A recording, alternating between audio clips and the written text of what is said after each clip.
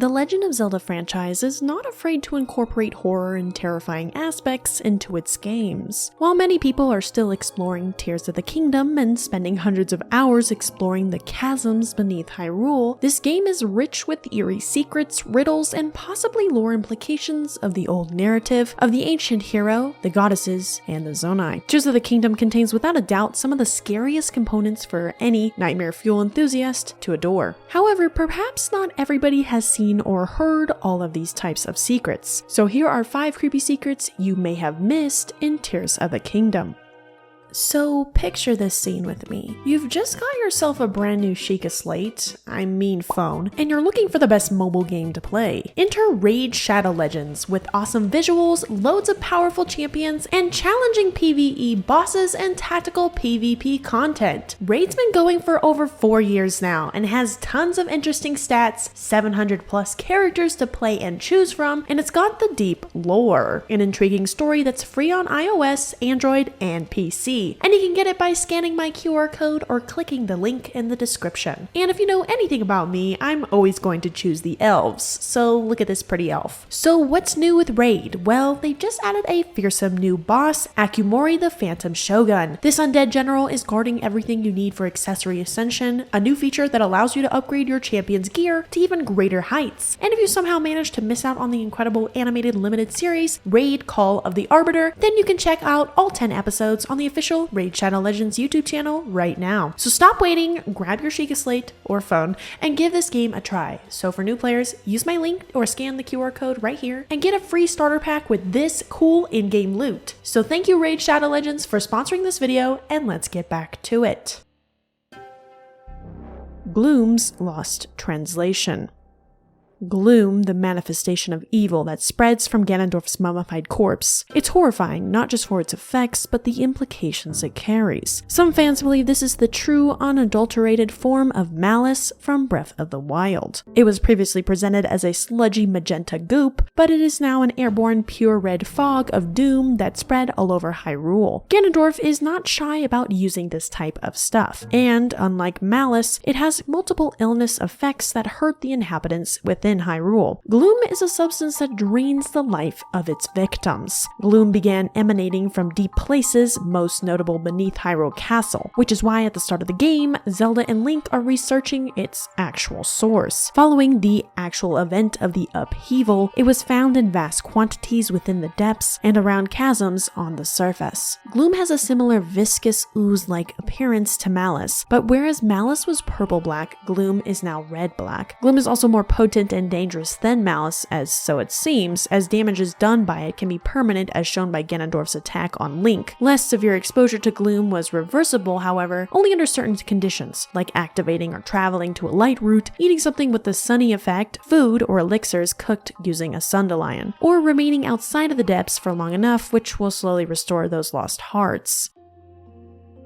However, while many players may think that Gloom and its famed new name are the same throughout other translations in different languages for Tears of the Kingdom, it actually appears to be the opposite. While one would assume the Japanese original translation would be Yami or darkness from English, it's actually not. The Japanese translation is Shoki, which is what they call miasma, and the German, French, Italian all have the same translation. This may have to do with the debunking of the 19th century theory of bad air that caused major diseases like the Black Plague. The miasma theory, which is also called a miasmatic theory, is an abandoned medical theory that believed that diseases, such as cholera or the Black Death, were caused by a miasma, or ancient Greek, the pollution, a noxious form of bad air. The theory held that the epidemics were caused by miasma emanating from rotting organic matter. Though miasma theory is typically associated with the spread of contagious diseases, some academics in the early 19th century suggested that the theory extended to other conditions as well. One could become obese by inhaling the odor of food. So just like miasma in English, it's a common jargon used in fantasy settings to describe the kind of stuff we saw in Tears of the Kingdom. Maybe Nintendo implied it that way. Strangely, it's actually called miasma in the files too, so it's pretty weird that they changed its English translation to Gloom. Maybe it's supposed to play on gloop, or maybe they thought it to be too close to the former word of malice. Perhaps it helps that gloom literally means partial or total darkness, as we see gloom obviously in the depths, but it can also imply the light to darkness theme we see throughout the depths and Tears of the Kingdom. So it's conceivable that gloom is a great English translation for Ganon's partial power, but other translations may differ in this direct meaning otherwise. Rito's disappearance.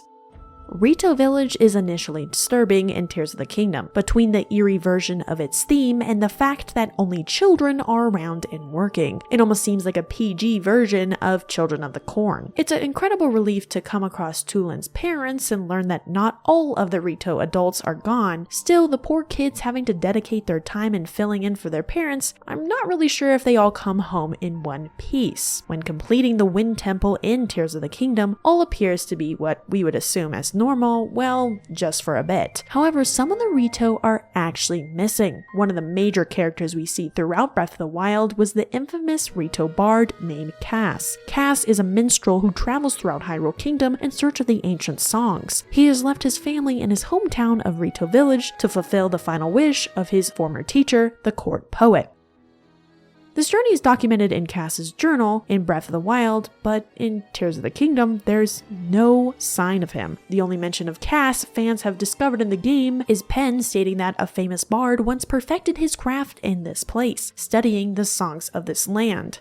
So while in Tears of the Kingdom we know he exists, it's quite a mystery to where exactly he went, knowing that he did indeed leave majority of his family. But there might be a possibility that Cass is on another journey far beyond the lands of Hyrule. Fans debated whether we might see him in a return in a DLC, but regardless, his disappearance is quite unsettling, considering most of his family is still within the Rito village. Whether this bodes as a bad omen or not, Cass's disappearance shook a lot of fans in confusion. Some theorize that perhaps there might be an indication to the court poet, who was presumed dead just before Link's awakening in the Shrine of Resurrection from Breath of the Wild. But hey, anything could really be theorized and happen due to Tears of the Kingdom's story implying the use of time magic and time manipulation. Bargainers and towering statues. Within Tears of the Kingdom, bargainer statues are huge, mysterious statues found in the depths that you can trade with. They usually want pose, and in exchange, they'll reward you with depths-related objects, like bomb flowers and dark clumps. And more importantly, they sell unique armor like the Dark Tunic. More oddly though, they are all under the main goddess statues. Strangely, 3 of them are under each sacred spring statue. One is under the Forgotten Temple statue, one is under the Temple of Time, and even in the French translation for Tears of the Kingdom, they call themselves genies, and said they are helping souls go to the afterlife when bargaining pose. The peculiar and creepy part of them is the huge statues that lie underneath them. These giant bargainers have been underneath Hyrule for what we would assume thousands of years, and strangely enough, there's a theory to speculate that they are just convincing Link that these poor Poes will go into the afterlife, while others are convicted that these statues are actually condemning souls to a terrible fate. While these statues are directly under the goddess statues and springs, they seem to speak through them. And one of the central mines can give you a heart container or stamina vessel for giving him his eyes. So while many would call them evil or malicious, these statues are definitely capricious in their demeanor. Maybe they are the equivalents to a Grim Reaper. Not good or evil, but in essence that is important to the part of life cycles. However, what many fans really want to know, and what seems the creepiest, what is the deal with the demonic faces on their backs? Are they two-faced? Are they lying? And are they actual evil beings as opposed to the latter? For instance, the Cliffs Bargainer statue, the closest to the Depths entrance in the Drennan Highlands Tower to the west of the Typhlo Ruins Tower, is a bargainer statue where its full body is above ground. That said, you can ascend up to the parts of its body until you can get to its actual head. It almost seems like they're unfinished. It is entirely possible to walk up to a gigantic hill, reach to the top. Some then may appear to simply be formations of rock, an easy mistake to make in the darkness. Yet when light seems to be ushered in and you take a step back, you quiver at the sheer size of some of these types of bargainer statues and what they could have possibly been intended to depict. Makes me feel like there's something more to these statues, and that in itself is an off-putting, creepy secret within Tears of the Kingdom. The Ancient Hero. Spoiler alert for those who haven't fully completed Tears of the Kingdom, but those who have fully played Breath of the Wild know of the ancient hero, the mysterious figure who fought the original Calamity 10,000 years ago.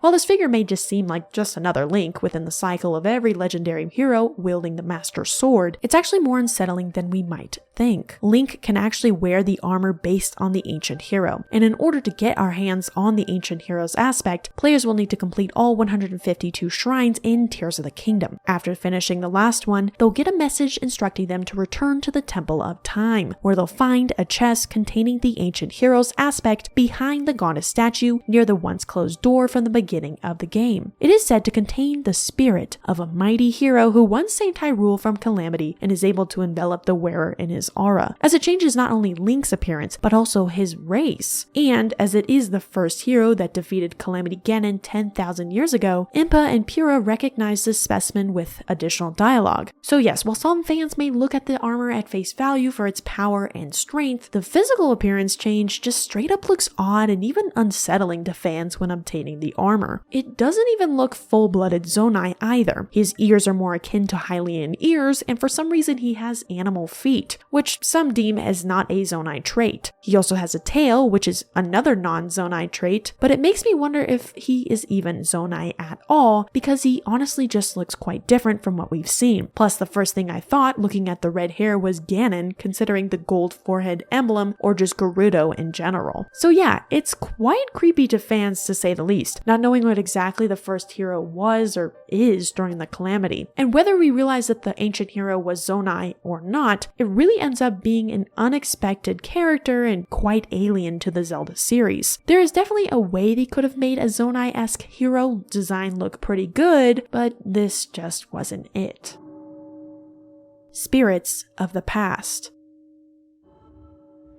For as much as the depths is unsettling and spooky, you have to realize that much of that comes from the darkness. It has a practical purpose, of course, but it's only because the gloom and the forgotten nature of it is what becomes so unpleasant and spine-tingling. Until you start seeing ghosts. And no, not just the pose, but the spectral warriors brandishing their blades. They speak not a word, only solemnly offering you their weapons, not knowing why they still persist. The weapons they hold not only are Hyrulean in nature, but are actually untarnished from the gloom's effect. So who are the spirits of the past? And what battle were they fighting for? While some people have theorized to explain the hidden meaning behind them, the closest that would suffice for these creepy soldiers existing mainly has to do with their location. The location of this pillar in the depths correspond to the edge of the Great Plateau on the surface. At first, many aren't sure of the significance of why this soldier is here, but it's pretty positive that this is meant for a battle that must have happened at this location at some time in the past. When you go to other places, things start to become just as clear when you encounter a second of these larger pillars within 3 soldiers just outside the ancient underground fortress.